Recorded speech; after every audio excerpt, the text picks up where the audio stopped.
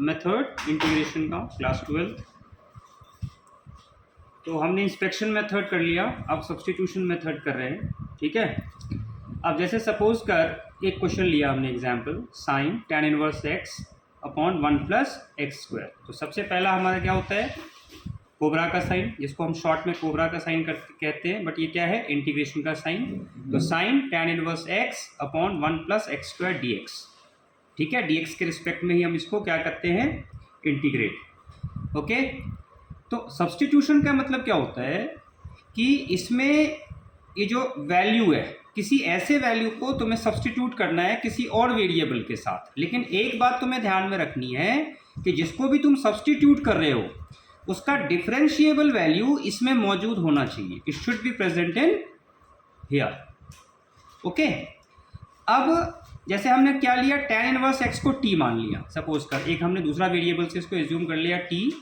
अब हम क्या करेंगे, differentiating both sides, differentiating both sides करेंगे, ओके।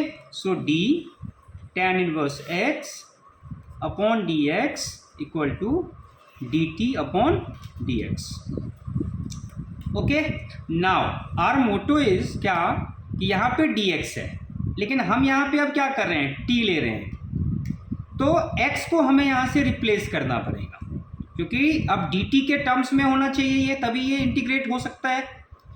Getting my point.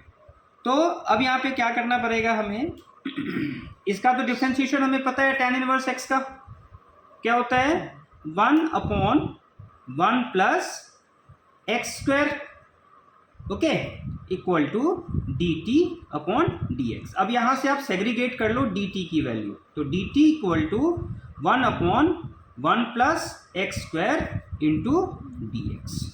अब आ जाओ इस क्वेश्चन के ऊपर, ये इंटीग्रेशन के ऊपर। तो आप क्या करोगे, इसकी जगह है ना क्या प्लेस कर देंगे, dt, इस पूरे की जगह हम dt प्लेस कर देंगे, और इसको तो हमने t माना ही है tan इनवर्स x को, तो ये क्या हो जाएगा, sin t dt, ओके। अब इसको इंटीग्रेट करो, तो sin t का इंटीग्रेशन क्या होता है, it's minus cos t plus c। अब now you have to place the value of t here.